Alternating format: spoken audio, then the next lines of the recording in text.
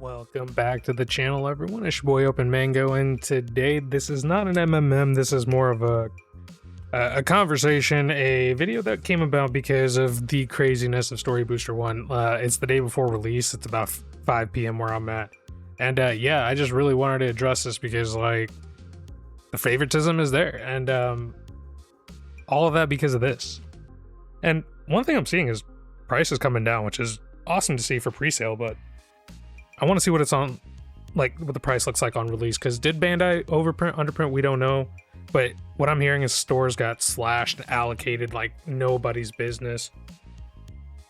It is rough out here for the product. And honestly, this is like a message to Bandai. And if you vibe with this, leave a comment down below, letting Bandai know exactly like, just the product situation, because it's kind of been a thing where like the Dragon Ball Super card game in general has gone through its peaks and valleys similar to like One Piece, but they found a template that works in One Piece and they're kind of replicating it, and they have good business sense here and there, but like this kind of situation needs to be rectified real quick, otherwise there's just a lot of other issues. And I understand like nobody was ordering these sets, especially like the last few and even this one earlier on, and demand. It's funny, I was just having a conversation that like the peak demand happened when when they had decided to stop printing as much, and it's just kind of like a perfect storm. It's similar to how Pokemon was, right? Like they stopped printing more, but the demand increased, and it just kind of flipped and turned, and we had an entire year of this issue. Similarly, that happened in One Piece and stuff like that, but you can tell that they have really kind of focused and diverted their attention to some of the other TCGs while leaving, or I guess like their main TCGs, and because it's the most profit that they get, versus the ones that aren't as profitable, so they're focusing less. And I think, again, that's reflective in this price. And just as a reference, we're going to go through these TCGs. Hopefully it's not like an extremely long video, so if you guys are want to stick around, hopefully I can make this a 15-20 minute video. Shout out to GIF in the Discord for saying like maybe I could do some shorter videos, and I think this is a great one to have, because we're gonna have a conversation mostly about like, oh, you might want to check your Discord notifications. I think you got one. But it's one of those things where I feel like there's an opportunity for Bandai to reflect and kind of maybe change their strategy and policies, maybe to fine-tune things the way they are and potentially will be. And what we're really going to look at and focus not so much on price, we're going to look at quantity of sales for the most part. Like, yes, nobody was ordering these Fusion World sets, Masters sets over the past like couple years, as the decline has happened. Initially it was hype, then it was not hype, and then it got hype again. So the demand really sways on especially games like this who don't have as much printing as some of the popular ones like One Piece, Gundam, and I think I'm sticking to Bandai games, but yeah, like it is one of those things where you can clearly see that they are pushing focus more on one game versus another, or like multiple games. And we'll see that here. So there's only been, since pre-release and up until now, 903 boxes sold on TCG Player. Let's keep that in mind. Dual Evolution, we have 1,069 boxes sold within, and I'm using year charts just to make an encompassing year. Saiyan's Pride, 1619. Manga Booster 2, 2,447. And this, I want to point out right now, this number is huge, right? Comparatively, Manga Booster 2 has been out for almost a year, so it's a really good amount of data being shared on the quantity of sales. And we did a review of this against a few other TCGs before, and we had noted like just the volume discrepancy, or like the quantity discrepancy between some of these other card games and Dragon Ball Fusion World. And right now that kind of that increased demand, low supply and product has really, the FOMO, everything is coalescing to this. And honestly, like some of the images I've been seeing, I've yet to see a video because I'm not trying to spoil the set for myself, because I am getting the GameStop or GameScalp packs. Yes, I caved and I got 10, and sadly I caved again and got 10 more. I kind of wish I didn't, but their blisters. I kind of want to have them for the channel to utilize over the years, and it's just gotten to this point where like the players aren't getting it, and that's a big problem. And I know Bandai, you're fixing it with like some of the other TCGs that you're focusing on that are bringing more probably value to you at this point. But the ones that have always existed, like Dragon Ball Super Card Game Masters, and then you created Fusion World, like out of Masters, like it kind of feels like both of these are on the back burner. And that's not to say these are the only ones, and we'll look at the other parts of the favoritism. But yeah, let's continue on. Like and the other point I really wanted to make is like when Manga Booster 2 was released, box prices were actually stable. So like pre-release selling for like $159. This is where you found that sweet spot. Even going back to Saiyans Pride, right? Like pre-selling at $100 was insane and unheard of at this point, right? Like it was when you first did the. And yeah, I'm talking to Bandai directly. If you're a Bandai rep or you are connected with Bandai, please share this video with them, because why not? Like, I think this is a good conversation. The printing policies that were updated based on like what you were seeing as the sales demand, because after set like the dark set 2, set 1, dark period, set 3, set 4, changing the printing policy was fantastic. More cards were available to players, but people, you needed a balance of players, collectors, and investors / scalpers, and like all this stuff to kind of breathe life into your games. And I think you've kind of figured that out. I think it's again just more so managing expectation, and I hope that you can see, like me just pointing out, like I'm sure you have people working on this, and if you don't, what is wrong with you? But stable in pricing is one of the things that I kind of really wanted to focus on. Like pre-release pricing was in the above 100, like 120, 160, and yes, it went down into the 70s, 80s again. But like store, like these were people just dumping product, right? But it never hit those lower lows that the other sets had done, like 40s and 50s, and even sometimes in the 30s, if you sniped them. But you could see that like your reduction in supply was causing such availability that it wasn't a problem. People were enjoying the game. Like funny enough, my locals were growing, and I know that like more people were getting into the game because they wanted to try it out, because a lot of things, and again, I'd really like to stress on that part, and I'll do another video on this, but like the players need to be supported more in different ways, and right now it's product quantity. So what I was wanting to make sure to understand is or like lay out there is like the printing policies and the quantity amounts that you had been printing at these points in time are probably accurate for right now.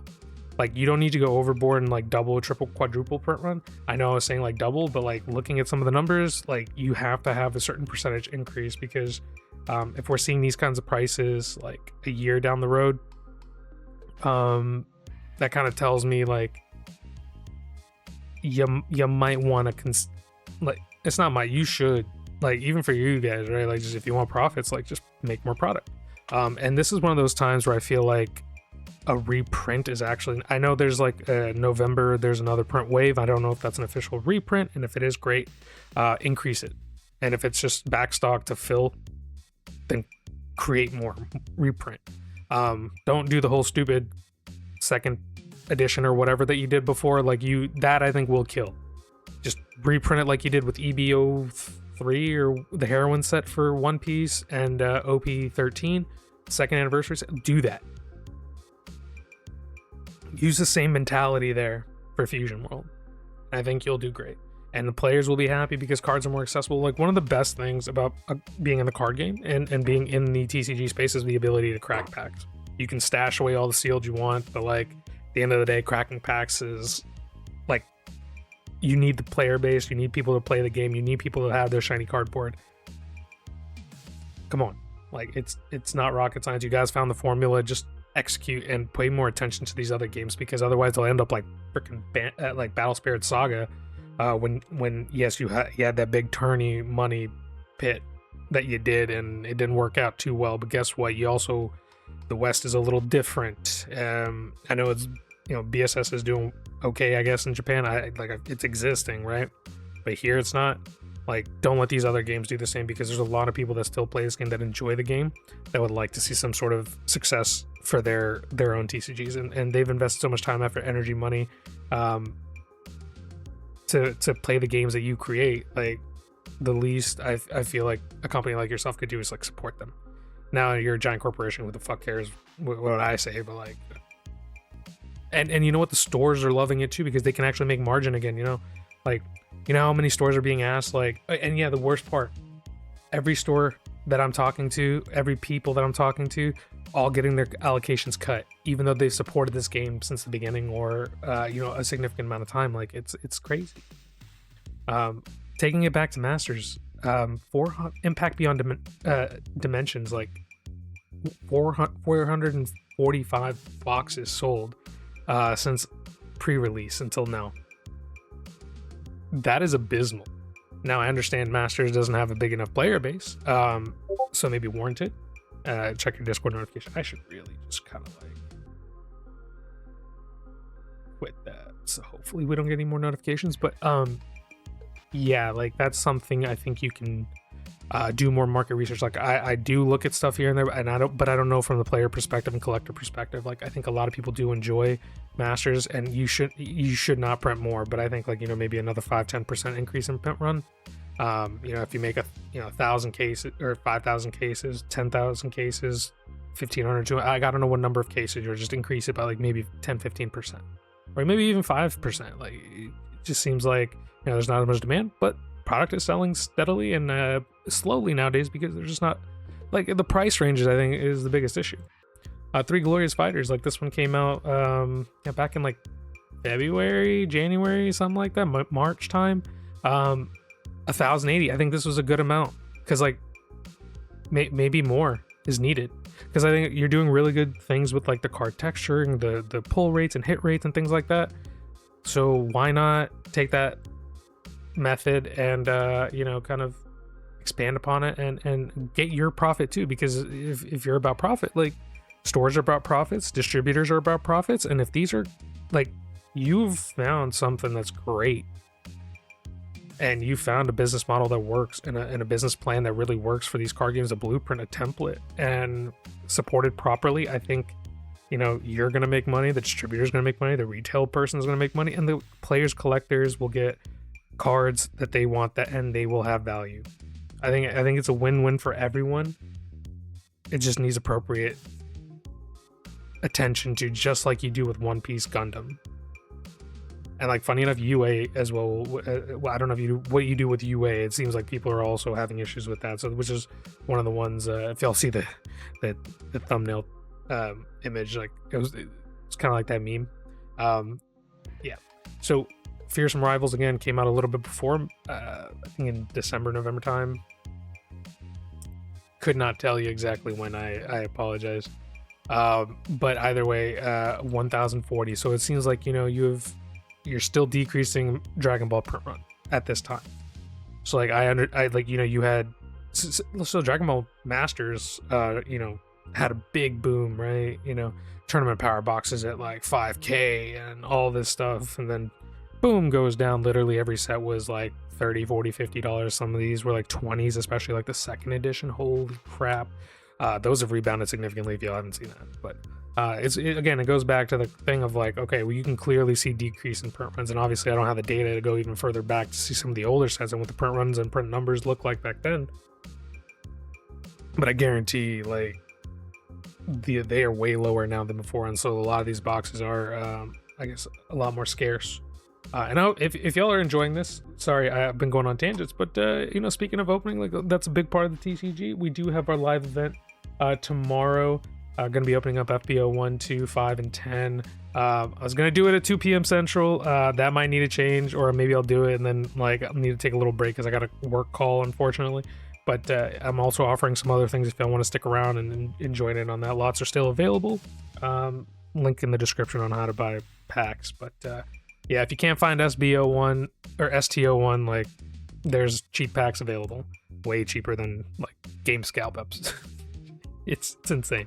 Anyway, but yeah, like 1040 prismatic 1367.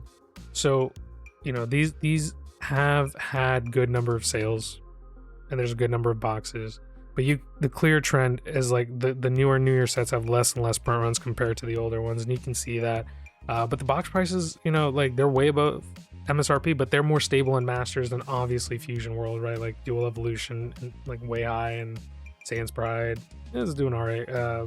This one just came out, so like it's finding its way, but like yeah, just it's kind of insane, and I feel like you can just see the volume is just shrinking as the sets go on. And hopefully that is being rectified, and this is where I think, like, again, you need to probably do some reprints, not a major one for these older sets, but like going forward, I think you're like, don't go any back except for Story Booster, but like yeah, because those prices are insane now. If it stabilizes, don't do it, but after the reprint or whatever, but like you may have to, and if that's not the case, it's not the case.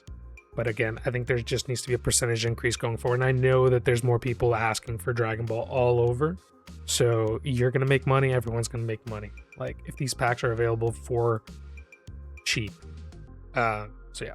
Now, speaking of one of your favorites, Gundam, right? One of two. I think OP is one, but we'll look at Gundam first, because this is kind of... looking at some of these numbers, I was flabbergasted. So, like, first of all, this is selling really well in local stores anyway. So whatever's on here, probably double it. Easy for the quantity. 3,000 boxes. Story Booster, Cross Force, 903. Like, relative to all of these, if we see more demand and good sales within Fusion World, and like we see that drive to like support the game more and my player base grow, bro, these sets are gonna be insane. But Freedom Ascension again, I did open a box of this, a video coming out soon, by the way. And yeah, like 3,000. Eternal Nexus Chibi Gundam set, very low printed compared to a lot of stuff. I would say, I guarantee you this is like at least 2-3 times easy, similar to like Dragon Ball. Like I'm pretty damn sure, especially nowadays, you don't need to worry about selling it on TCG players. But like I believe this was lower printed than most of the other like main series GDO sets, so correct me if I'm wrong. Phantom Aria, 5,180, 5,200 boxes pretty much. So the print runs of these things are crazy high. Steel Requiem, 4,309, 4,400. Again, very high, like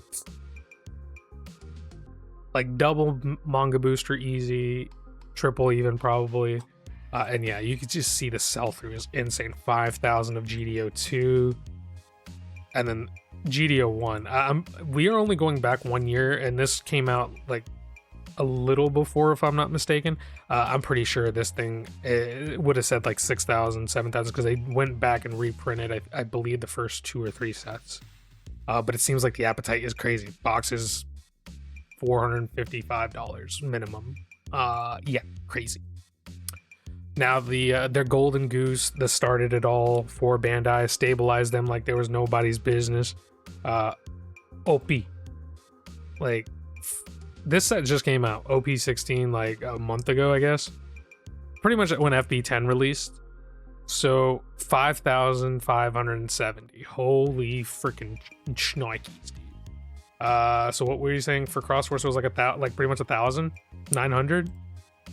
Yeah, eclipsed like 600, like 600% more,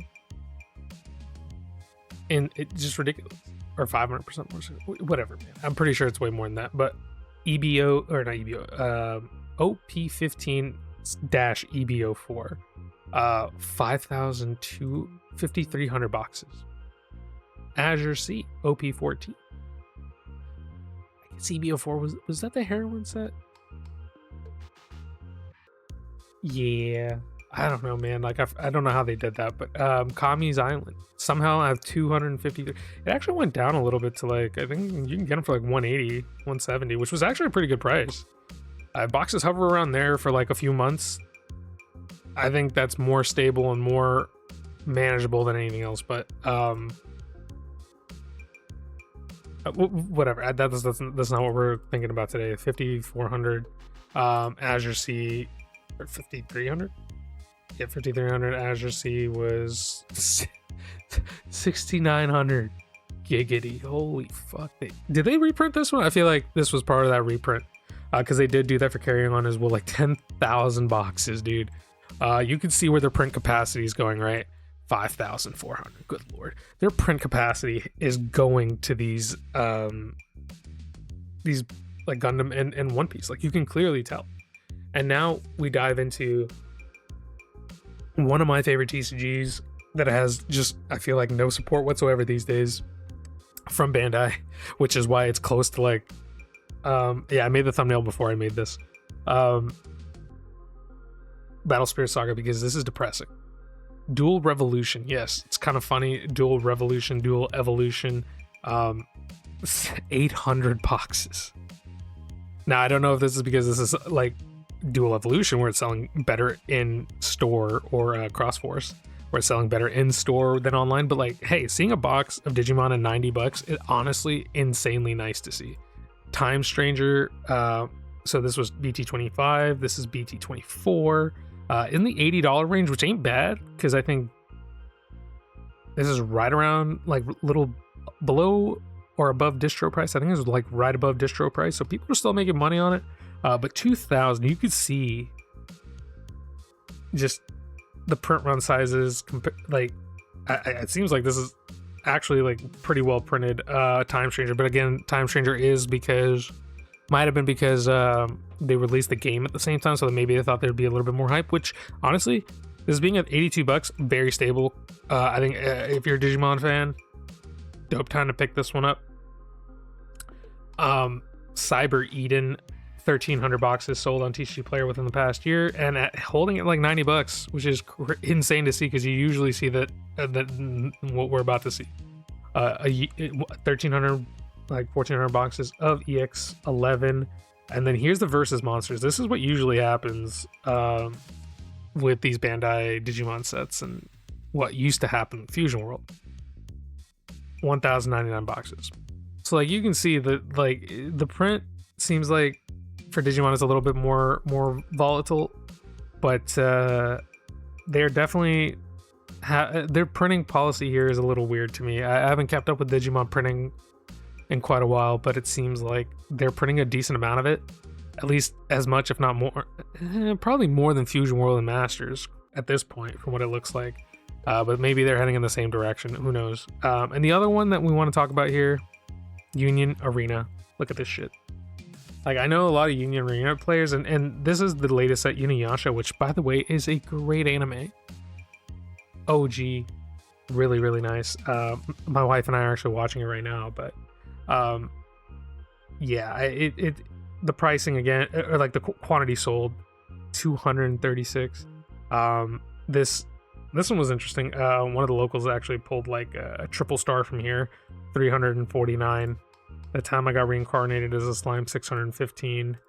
Solo leveling. This one, I don't know what is this second print or first print? First print somehow still has 2,000 boxes, but like holy shit, did it? I didn't even see some of these. Yeah, I don't know what happened with solo leveling. So that just tells me there's a weird printing going on. Printing, like I can't tell you. Like, what is the print? Is it that more people are buying in store than as opposed to online? I can't tell. But Yue Kagurabachi, my bad. I don't know why I said Buchi. But Kagurabachi.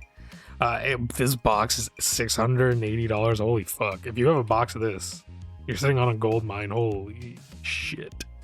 That's crazy. I don't even know what this is. Neo-Japanese katana action manga. Interesting. That's insane. And then just Jujutsu Kaisen. There's 1,300 boxes. So I don't know if it was like their recent policy where they're just like, yeah, we're not gonna print as much of these sets. I don't know why they printed so much of Solo 11, because clearly there is an anomaly. Maybe it was the first and second print got mixed up somewhere on the back end, but and I don't know about Kagurabachi, just like very popular anime, and I guess it's a really good meta deck or meta playstyle type of set. I don't know. Don't know anything about Union Arena, but like, yeah, you can tell like it is crazy where Bandai is deciding to focus. Like, and I want every game to thrive, FYI. I think having everyone enjoy what they want to enjoy and have the ability to kind of diversify and figure out what they enjoy, and or collect whatever parts of this TCG, parts of that TCG, invest in that part of TCG, invest in this part of TCG, put money here, put money there, collect, trade, buy, play, whatever you really want to do. I feel like having selection, having diversity is great. But it needs to be supported as such, so it can't price everyone out, especially because like a lot of people I know want to play Dragon Ball, but like especially like a lot of people can't afford to play like $10-15 SRs, and if you need like 4 of them, and like $30, $40, $50 SCRs, like if an SCR is $50, the regular version is like $50, and you got to pay like 4 of it, bro, like that deck is already like $200, like right there. It becomes unsustainable, especially if you're SRs, and so you have like $400 or $500, and if you don't provide like enough support, then like, you know, those players aren't getting their value. And like, I get it, you're supposed to buy, sell, trade, and everything like that, but not everyone can do those kinds of things. And I'm not game piece army or nothing. I want there to be a balance. I want there to be enough product for people to collect, invest, play, and I want there to be enough product to like just not have boxes be like fucking $400 or $500 on release or pre-release. Insane. But yeah, I hope I got my point across. I hope that was something that was I don't know if it was eye-opening, and Bandai, I don't know if you guys know this, but again, like, I just want to reiterate, I don't think there needs to be this egregious overhaul of printing, like, because just from what I'm seeing, prices are dropping. I think we're at a good place. I think, you know, the November wave, we'll see what happens, but if that is a significant amount where it's like, I think Anand said there might be like, I can't tell exactly the price. I think he may have mentioned somewhere in the neighborhood of like 25, 30, 40,000. Like, I don't quote me on it, go watch his stuff, but it's one of those things where you can't have boxes be this expensive and expect players, like, this would deter me from building the meta decks or whatever, or the decks that come out of here, and I just build the old shit. And if that wins, that wins. And from what it looks like, the singles are dropping in price, which is great. And also, I've seen the hit rates are insane, so like, just the images have been crazy. Again, I have not seen a video, and I will start watching the videos once I'm able to get something in hand, which should be tomorrow, hopefully, fingers crossed. But it's one of those things where I'm just like, there needs to be like probably a substantial reprint, probably like another 10,000 a box reprint if the November one does not satisfy. And again, don't do the second edition print shit. Keep it straight up the same, just more of it. But all right. Yeah, with that said, hey, I kept it under 30 minutes, which is amazing for me. I hope this has been informative. I hope y'all have seen the scale. This is the favoritism. The next one I really want to talk about is like what the fuck they're doing with like Bandai. Like, we need to have that conversation about how you were like suffering from complacency. And yes, I'm gonna use a DJ Khaled meme. But yeah, with that said, I hope you all have a great rest of y'all's day. Leave a comment in the comment section down below. Hype the video. If you're on mobile, if you made it this far, and shout out if you did, because we need to let Bandai know. But yeah, hope you all have a great rest of y'all's day, and I'll catch you in the next one. Bye.